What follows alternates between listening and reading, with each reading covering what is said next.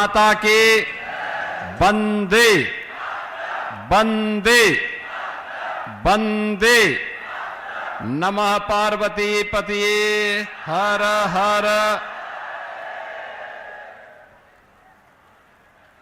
जनपद मुरादाबाद के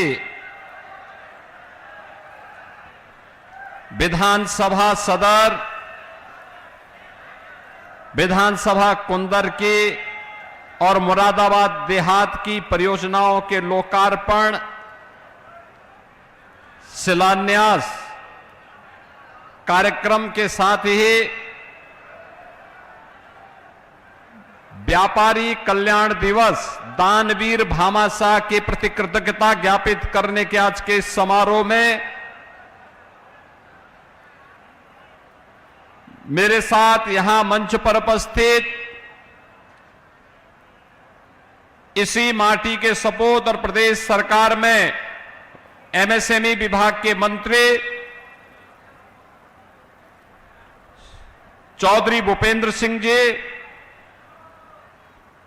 प्रभारी मंत्री मुरादाबाद श्री अनिल कुमार जी, लोकप्रिय विधायक मुरादाबाद नगर से रितेश गुप्ता जी, लोकप्रिय विधायक कुंदर की श्री रामवीर सिंह जी, महापौर मुरादाबाद श्री विनोद अग्रवाल जी, जिला पंचायत अध्यक्ष श्रीमती सैपाली सिंह चौहान जी, विधान परिषद सदस्य श्री सत्यपाल सिंह सैनी जी, विधान परिषद सदस्य श्री जयपाल सिंह व्यस्त जी, विधान परिषद सदस्य श्री राम गोपाल अंजान जी, हमारे नवनियुक्त क्षेत्रीय अध्यक्ष श्री नवाब सिंह नागर जी, महानगर अध्यक्ष श्री गिरीश बंडोला जी, जिला अध्यक्ष श्री आकाश पाल जी, आरएलडी के जिला अध्यक्ष अनिल सिंह जी, पूर्व विधायक श्री राजेश कुमार सिंह चुन्नो जी, मंच पर उपस्थित भारतीय जनता पार्टी और आरएलडी के हमारे पदाधिकारीगण,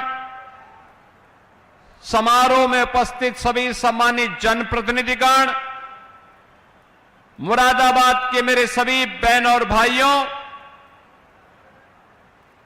भारत की ऐतिहासिक और पौराणिक परंपरा के साथ जुड़ी हुई आधुनिक पीतल नगरी के रूप में विख्यात और गुरु जंबेश्वर की पावन साधना स्थली के रूप में भारत की आजादी के क्रांतिकारियों को दिशा देने वाली दुर्गा भाभी की इस पावन धरा को कोटि कोटि नमन करते हुए आप सभी को दानवीर भामाशाह जी की इस पावन जयंती की मैं हृदय से बधाई देता हूं और इस अवसर पर व्यापारी कल्याण दिवस की भी मंगलमय शुभकामनाएं पूरे प्रदेश भर के अपने व्यापारी बंधुओं को अर्पित करता हूं। बहनों और भाइयों, आज मुझे जनपद मुरादाबाद में आने का अवसर प्राप्त हुआ।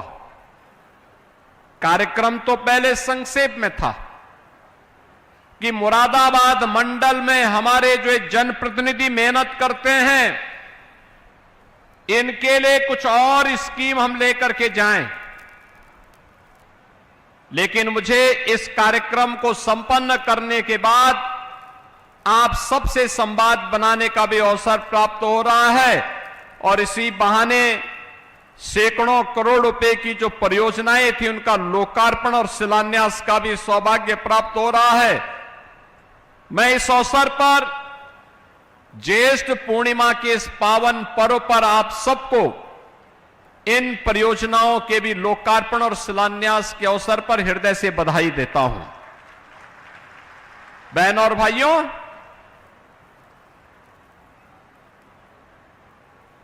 हमारी स्वयं की संपत्ति और हमारा वैभव राष्ट्र की सुरक्षा में कैसे सहायक हो सकता है, दानवीर भामा शाह का प्रेरणादायी व्यक्तित्व उसका उदाहरण है। याद करिए, हल्दी घाटी के युद्ध में तत्कालीन परिस्थितियों को देखते हुए जब महाराणा प्रताप को युद्ध का मैदान छोड़ करके हटना पड़ा था, मात्र 22,000 की सेना महाराणा प्रताप के पास और लाखों की सेना अकबर से उनका मुकाबला हो रहा था। उस युद्ध में अंतिम क्षण की घटना के कारण कुछ ऐसा घटित हुआ कि महाराणा प्रताप को युद्ध का मैदान छोड़ करके जंगल की ओर पलायन करना पड़ा था। लेकिन हल्दी घाटी से प्रारंभ हुआ भारत के स्वाभिमान और विदेशी आक्रांताओं के खिलाफ लड़ाई बंद नहीं हुई। अरावली के जंगलों में लड़ाई लड़ती रही और एक समय ऐसा भी आया जब महाराणा प्रताप के पास इस युद्ध को लड़ने के लिए कुछ भी नहीं रह गया था। बहनों और भाइयों, तब भारत माता का महान सपूत भामा शाह अपनी पूरी संपत्ति को महाराणा प्रताप के चरणों में समर्पित करते हुए उन्होंने कहा था कि देश की आजादी के लिए भामा शाह भी अपना योगदान देने के लिए आया है। और उन्होंने अपनी पूरी संपत्ति महाराणा प्रताप को दी, जिस संपत्ति के बल पर 12 वर्ष तक पूरी सेना का वेतन और अकबर को दांतों तले चने चबवाने के लिए मजबूर करने की सामर्थ्य थी, जिसके बल पर फिर से मेवाड़ और चित्तौड़गढ़ के सभी दुर्ग और किले वापस फिर से महाराणा प्रताप के पास आए और भारत के स्वधर्म और स्वदेश की लड़ाई कैसे होनी चाहिए, महाराणा प्रताप ने उसका उदाहरण देशवासियों के सामने प्रस्तुत किया। ऐसे दानवीर भामा शाह की पावन जयंती के अवसर पर मैं ऐसे महान त्यागी, ऐसे महान तपस्वी, ऐसे महान दानवीर भामा शाह जी की स्मृतियों को नमन करते हुए विनम्र श्रद्धांजलि अर्पित करता हूं। अपने व्यापारी बंधुओं को, प्रदेश भर के व्यापारी बंधुओं को, उद्यमियों को इस दिवस की बधाई देता हूं और व्यापारी कल्याण दिवस के अवसर पर मुझे बताते हुए प्रसन्नता है कि जो भी उद्यमी या व्यापारी जीएसटी में अपना रजिस्ट्रेशन कराता है, हमारी डबल इंजन की सरकार उसे 10 लाख रुपए की बीमा कवर भी देता। अगर उसके साथ कोई घटना दुर्घटना होती है तो सरकार की तरफ से हम 10 लाख रुपए उस परिवार को सहायता स्वरूप उपलब्ध करवाते हैं। मैं आज के इस अवसर पर व्यापारी बंधुओं से कहूंगा, उनके सामर्थ्य, उनकी शक्ति प्रदेश की प्रगति का आधार है और इस प्रगति के कारण आम जन के जीवन में हम परिवर्तन लाने के लिए प्रधानमंत्री मोदी जी के विजन को जमीनी धरातल पर रखने में सफल हो पाते हैं। बहनों और भाइयों, आज से 9 वर्ष पहले का मुरादाबाद और आज के मुरादाबाद में जमीन आसमान का अंतर है।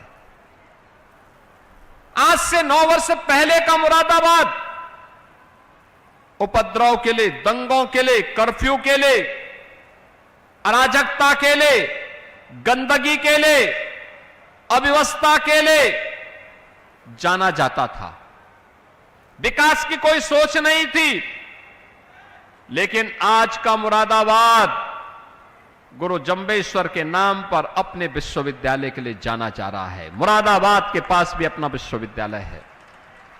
आज का मुरादाबाद फिर से पीतल नगरी को एक नई पहचान के लिए जाना जा रहा है। आज का मुरादाबाद यहां के युवाओं की प्रतिभा और ऊर्जा के लिए जाना जा रहा है।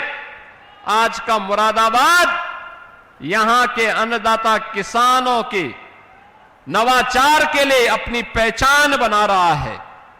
आज का मुरादाबाद उत्तर प्रदेश के एक एक्सपोर्ट हब के रूप में अपनी नई पहचान बनाया है और अब यहां की सड़कें चौड़ी हैं, स्मार्ट नगरी के रूप में कहीं श्री राम वाटिका है, कहीं संविधान वाटिका है, और कहीं पर एक एक पार्क के सुंदरीकरण करने के साथ साथ भारत की पौराणिक परंपरा को भी और भारत के स्वाधीनता आंदोलन में योगदान करने वाले क्रांतिकारियों और स्वाधीनता संग्राम सेनानियों के प्रति भी नतमस्तक होकर के उनके प्रति कृतज्ञता ज्ञापित करता हुआ दिखाई देकर के अपनी गति को प्रगति में बदलने की ओर अग्रसर दिखाई दे रहा है। और आज का समारोह उसी का उदाहरण है। बहनों और भाइयों, यह तब संभव हो पाया है जब आपने अच्छे लोग चुने हैं। आपने रितेश गुप्ता जी को चुनाव जिताया और बाई इलेक्शन में आपने ठाकुर रामवीर सिंह को चुनाव जिता करके भिजवाया। तो बहनों, और परिणाम आपके सामने आज विकास हो रहा है। गरीब कल्याणकारी योजनाओं का लाभ मिल रहा है। जो योजनाएं हमारे संज्ञान में आती हैं तत्काल उस पर कार्रवाई होती है। विकास की योजनाओं को देने के लिए हम लोग स्वयं यहां आके बैठक करते हैं। 17 के पहले ऐसा नहीं था। 17 के पहले कहां तत्कालीन मुख्यमंत्री के पास इतनी फुर्सत थी। वे बड़े घर में पैदा हुए थे।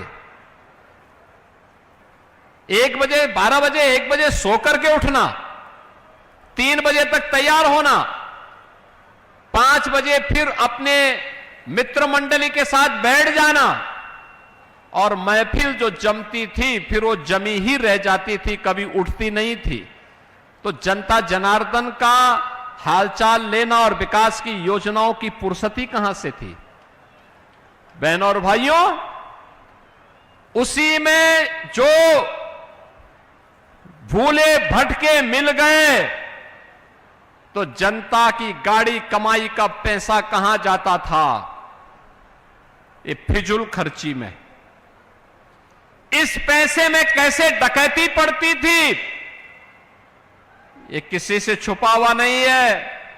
जो योजना 100 रुपए में बन सकती थी उसके 500 करोड़ रुपए का डीपीआर बनता था। मनमाना खर्च होता था। आधा दौरा परियोजनाएं बन पाती थी। उत्तर प्रदेश के अंदर न सड़क थी तब, न बिजली थी, न तब न रोजगार की व्यवस्था थी तब। पर्व और त्योहार के पहले दंगे और कर्फ्यू शुरू हो जाता था। नौजवान के लिए नौकरी नहीं, अन्नदाता किसान के लिए कोई प्लेटफॉर्म नहीं, उद्यमी और व्यापारी की सुरक्षा नहीं, और एक कहावत ही चल पड़ी थी कि देख सपाई और बिटिया घबराई। तो बहनों और भाइयों, ये यूपी की पहचान थी। आज नए भारत का नया उत्तर प्रदेश प्रधानमंत्री मोदी जी के नेतृत्व में आज एक नई ऊंचाई को प्राप्त कर रहा है। इसमें विरासत भी है और विकास भी है। विरासत का विकास हो रहा है। अयोध्या में श्री राम जन्मभूमि पर भगवान राम के भव्य मंदिर का निर्माण त्रेता युग के याद को फिर से स्मरण करा देता है। काशी में काशी विश्वनाथ धाम, मथुरा वृंदावन का विकास, नेमी सारण्य का विकास, सुख तीर्थ और विदुर कुटी का विकास। और आज मेरे सामने प्रस्ताव दिया है हमारे मंत्री चौधरी भूपेंद्र सिंह जी ने भी कहा, गुरु जंबेश्वर जी का पुराना मंदिर है, उसके कॉरिडोर के विकास के साथ ही गुरु जंबेश्वर के नाम पर विश्वविद्यालय की स्थापना का कार्य। आप देखो ना, ये सभी कार्य उसी भाव के साथ चल रहे हैं। और जो प्रेरणा प्रधानमंत्री मोदी जी ने दी, आज यहां नगर निगम ने उसको अक्षरशः उतारा है श्री राम वाटिका के नाम पर, भगवान राम की भव्य प्रतिमा के साथ। संविधान वाटिका बाबा साहब डॉक्टर भीमराव अंबेडकर की, उनके व्यक्तित्व और कृतित्व के अनुरूप संविधान सभा के उन सभी महानुभावों को, विभूतियों को वहां पर रख करके वर्तमान पीढ़ी को कुछ जानने सीखने का अवसर देना। हनुमान वाटिका में जाइए, हनुमान चालीसा में मग्न हो जाएंगे। यही तो है विरासत के प्रति सम्मान। और जो पीढ़ी अपना विरासत का सम्मान करती है वही प्रगति करती है, वही प्रगति करती है। जो अपमानित करती है अपनी विरासत को, वह दुर्गति को प्राप्त की करती है। और 17 के पहले वही दुर्गति थी। उत्तर प्रदेश बीमारू था, नौजवान के सामने पहचान का संकट था, बेटी और व्यापारी असुरक्षित थे, किसान आत्महत्या करने के लिए मजबूर थे, विकास के नाम पर लूट थी या कार्य ठप पड़े हुए थे, शासन की कोई विजन नहीं था। बहनों और भाइयों, पिछले 9 वर्ष में हम लोगों ने 9 लाख से अधिक नौजवानों को सरकारी नौकरी दी है। उत्तर प्रदेश के अंदर सूक्ष्म लघु मध्यम उद्यम विभाग को एक जीवन दिया है। 96 लाख एमएसएमई यूनिट आज के दिन पर यूपी के अंदर कार्य कर रहे हैं। 3.25 करोड़ नौजवान इन यूनिट में काम कर रहे हैं। कृषि के बाद सर्वाधिक रोजगार देने वाला कोई क्षेत्र है तो वह सूक्ष्म लघु मध्यम उद्यम विभाग है, एमएसएमई यूनिट है। सुरक्षा का बेहतरीन वातावरण बना तो बहनों और भाइयों, आज उसके कारण प्रदेश में निवेश आया, बड़े बड़े निवेश आ रहे हैं, कई उद्योग लग रहे हैं, कई विश्वविद्यालय बन रहे हैं, कई मेडिकल कॉलेज बन रहे हैं, अत्याधुनिक सुविधाएं। और अब तो आप लखनऊ जाएंगे, यहां से आपके लिए पहले से एनएच की सुविधा थी, साथ साथ गंगा एक्सप्रेसवे से अगर आपने प्रयागराज की दूरी तय की तो यात्रा को बड़ा शानदार बना देगा। वर्ल्ड क्लास इंफ्रास्ट्रक्चर के लिए आज का यूपी जाना जा रहा है। देश के अंदर सर्वाधिक एक्सप्रेसवे का प्रदेश, सबसे अधिक एयरपोर्ट का प्रदेश, सबसे ज्यादा इंटरनेशनल एयरपोर्ट का प्रदेश, लॉजिस्टिक के रूप में, हब के रूप में जिस प्रदेश की अपनी पहचान बनी हो, सर्वाधिक रोजगार देने वाले प्रदेश के रूप में और सबसे तेज गति के साथ अपनी अर्थव्यवस्था को आगे बढ़ाने वाले प्रदेश के रूप में अब उत्तर प्रदेश हो गया है। अब बीमारू नहीं है, रेवेन्यू सरप्लस राज्य है और भारत की अर्थव्यवस्था के ग्रोथ इंजन के रूप में आज यूपी जाना जा रहा है। बहनों और भाइयों, यह तब संभव हुआ है जब आपने यहां से अच्छे लोगों को चुनाव जिता करके भेजने के लिए कुछ कार्य किया। रितेश गुप्ता, ठाकुर रामवीर सिंह चुनाव जीते तो आज विकास की योजनाएं आ रही हैं। बहनों और भाइयों, महापौर हमारा जीता तो विकास आ रहा है। जिला पंचायत अध्यक्ष बीजेपी की जीती, विकास आ रहा है। बहनों और भाइयों, काठ में भी और मुरादाबाद देहात में भी अगर डबल इंजन सरकार के चुने गए विधायक होते और सांसद भी डबल इंजन सरकार से जुड़े हुए बीजेपी या सहयोगी दल के होते तो विकास की गति को और तेजी के साथ आगे बढ़ाने में मदद मिलती। ये सपा बसपा के लोग या कांग्रेस के लोगों का विकास का अपना विजन नहीं है। इनके विकास का मतलब तो इनके परिवार का विकास है। ये लोग अपने परिवार को ही प्रदेश मान लेते हैं और जब हमें कोई पूछता है हम लोग बोलते हैं कि प्रदेश का विकास ही हमारा विकास है। 25 करोड़ लोगों की खुशहाली हमारी खुशहाली है, 25 करोड़ लोगों का विकास ही हमारा विकास है। आज यही कारण है उत्तर प्रदेश तेजी के साथ विकास के पथ पर अग्रसर होकर के एक नए मॉडल को प्रस्तुत कर रहा है। अब उत्तर प्रदेश में दंगे नहीं होते, अब उत्तर प्रदेश में उपद्रव नहीं होते। कुंदरकी के चुनाव में आपने देखा, और मैं धन्यवाद दूंगा मुरादाबाद के जनपद वासियों को और कुंदरकी वासियों को खास तौर पर, जिन्होंने तुर्क को परास्त करके साबित कर दिया कि अब बाबर का राज नहीं चलेगा, अब राम राज ही चलेगा। और राम राज के प्रतीक के रूप में आपने अपने प्रतिनिधि के रूप में ठाकुर रामवीर सिंह को चुनाव जिता करके भेजा। ये समाजवादी पार्टी की सोच बाबरी सोच है। ये बाबरी सोच विध्वंसक सोच होती है। ये बाबरी सोच कभी संबल के हरिहर मंदिर के अस्तित्व के साथ खिलवाड़ करती है। ठीक 500 वर्ष पहले संबल के साथ यही त्रासदी घटित हुई थी। अगर तत्कालीन समाज जागरूक होता, संबल में हरिहर मंदिर का कोई बाल बांका नहीं कर पाता। वहां के 67 तीर्थों का कोई बाल बांका नहीं कर पाता। वहां के 19 कूपों पर कोई जबरन कब्जा नहीं कर पाता।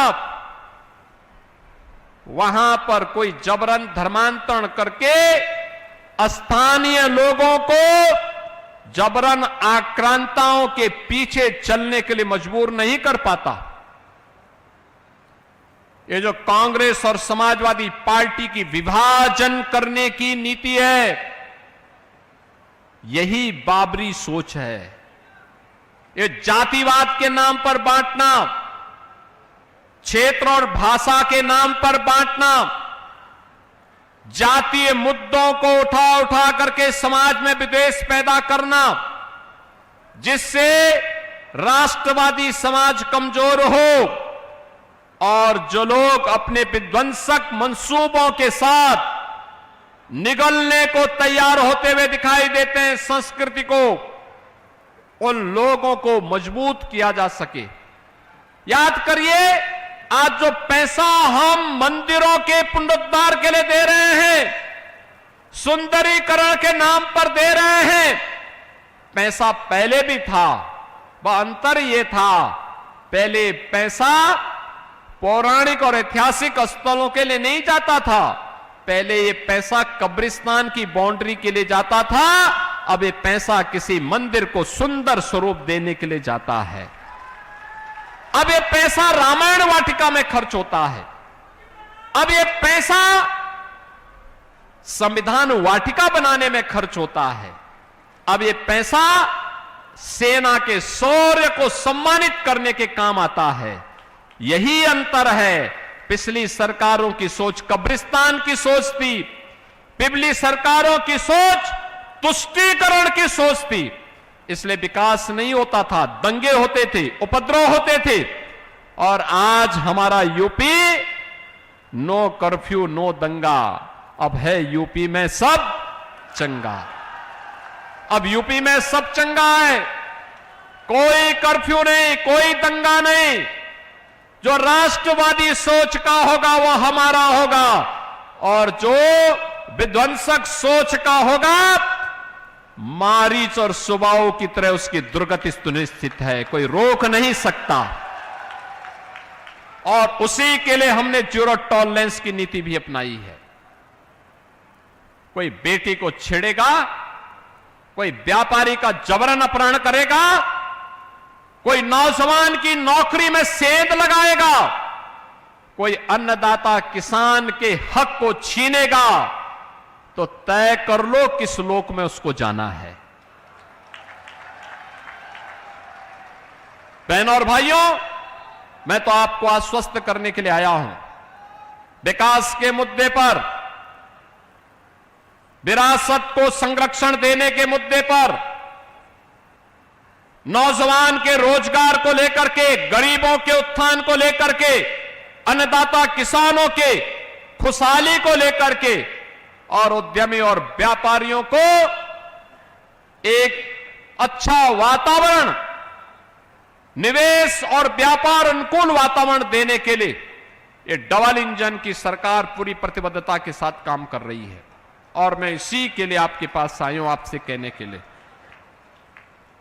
इसी के लिए मैं आया हूं मुरादाबाद को अपनी स्पीड को अभी इससे 4 गुना आगे बढ़ाना है। आप तैयार हैं? स्पीड बढ़ाएंगे, और स्पीड बढ़ेगी तब जब रितेश गुप्ता और ठाकुर रामवीर सिंह की तरह काठ में भी, ठाकुर द्वारा में भी, बिलारी में भी ये डबल इंजन सरकार के प्रतिनिधि चुन करके जाएंगे। तब जब वहां पर भी सभी विधानसभा क्षेत्रों में कमल खिलेगा, तभी तो मां लक्ष्मी की कृपा होगी। नहीं तो ये साइकिल तो दंगा का प्रतीक है, कर्फ्यू का प्रतीक है, लूटपाट का प्रतीक है। आप देखो कहीं भी जहां इनको मौका मिला था, इन्होंने अराजकता के सिवाय, उपद्रव के सिवाय कुछ नहीं दिया। आज धोखे में रख करके फिर ये लोग राम भक्तों को धोखा देना चाहते हैं। वर्तमान के वक्तव्यों को देख करके तो लगता है समाजवादी पार्टी के मुखिया को कुछ सद्बुद्धि आई है क्या, या धोखे दे रहे हैं, धूल झोंकने का काम कर रहे हैं। कह रहे हैं कि सरकार बन गई तो अयोध्या को चमकाएंगे। अरे अयोध्या को तो डबल इंजन सरकार मोदी जी के नेतृत्व में चमका चुकी है। वहां आपके सहयोग की आवश्यकता नहीं है, लेकिन इस सद्बुद्धि के लिए मैं आपको धन्यवाद भी देता हूं कि आपने अंततः अयोध्या को स्वीकारा है, और ये हमारी वैचारिक विजय है। देर सवेर आप भी राम नाम का संकीर्तन करते हुए दिखाई देंगे और उन गलतियों का पश्चाताप करेंगे जो आपकी पहले की सरकारों ने जो पाप किया था, राम भक्तों पर गोली चलाने का और जय श्री राम बोलने पर लाठी डंडा भांजने का। जरूर उसके पश्चाताप करेंगे, सार्वजनिक पश्चाताप आप एक दिन करेंगे। और बहनों और भाइयों, मैंने तो कल भी कहा, मैं फिर उनसे कहता हूं, अयोध्या में हमने जितना कार्य करना था वह कार्य आज हुआ है। 4 लेन की कनेक्टिविटी, रेलवे की डबल लाइन की ब्रॉड गेज की कनेक्टिविटी, अयोध्या में इंटरनेशनल एयरपोर्ट, और एयरपोर्ट का नामकरण किया है महर्षि वाल्मीकि के नाम पर, त्रिकालदर्शी ऋषि महर्षि वाल्मीकि के नाम पर। याद करिए, अयोध्या में जितने भी रेल बसेरा बने हैं, इनका नामकरण है निषाद राज गुहा के नाम पर। और अयोध्या में जो भोजनालय है, भोजनालय का नामकरण है माता सबरी के नाम पर। अयोध्या में जहां पे श्रद्धालु स्नान करते हैं, उस नए घाट से निकलने वाली पेड़ी का नाम है राम जी की पेड़ी। अखिलेश जी, आपकी सरकार ने तो इन राम भक्तों पर गोलियां चलाई थी। आज की अयोध्या फिर से त्रेता युग का स्मरण करा रही है। अब बारी है बांके बिहारी की, कृष्ण कन्हैया की। तुष्टीकरण से उभरिए, वोट बैंक से उभरिए, खुल करके बोलिए, मथुरा वृंदावन के बारे में बोलिए, श्री कृष्ण जन्मभूमि के बारे में बोलिए। मथुरा वृंदावन का तो हम कार्य कर लेंगे, श्री कृष्ण जन्मभूमि के बारे में बोलिए, तब हम सच मानेंगे।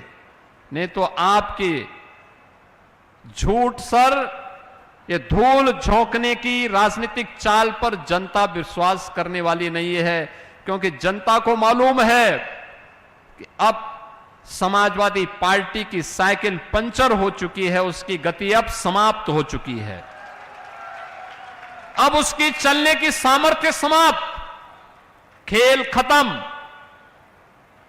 अब जब खेल खत्म तो फिर आगे की कोई संभावना नहीं।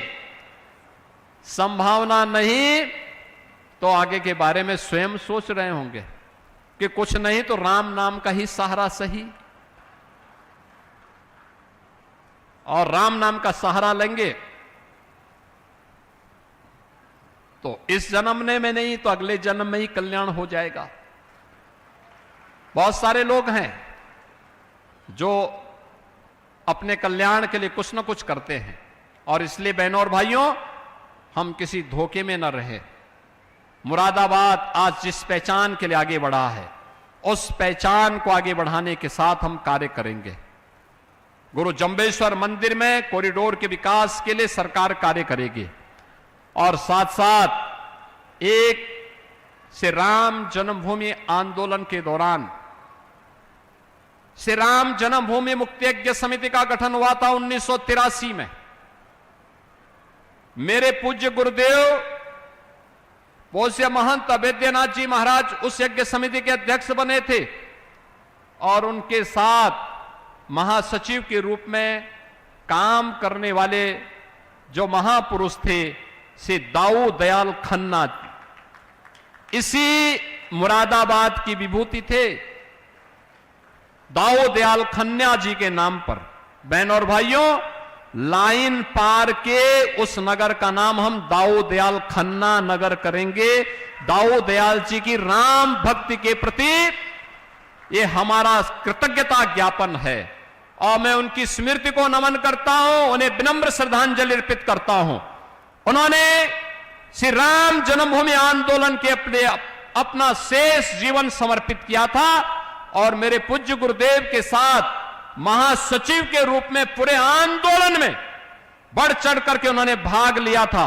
मैं ऐसे दाऊ दयाल खन्ना जी के प्रति विनम्र श्रद्धांजलि अर्पित करता हूं। बहनों और भाइयों, आज के इस अवसर पर मैं एक बार फिर से जो ये सैकड़ों करोड़ रुपए की परियोजनाएं, 63 परियोजनाएं आज मुरादाबाद की नगर और कुंदर की विधानसभा के साथ साथ थोड़ा बहुत देहात विधानसभा की भी योजनाएं हैं, इन सभी के लिए मुरादाबाद वासियों को, तीनों विधानसभाओं के जनता जनार्दन को, अपने दोनों विधायकों को, यहां के माननीय जनप्रतिनिधियों को हृदय से बधाई देता हूं और अपनी वाणी को देता हूं विराम। मेरे साथ बोलेंगे जय जय श्री राम। जन जन की ओर से कृतज्ञता जाहिर करते हैं और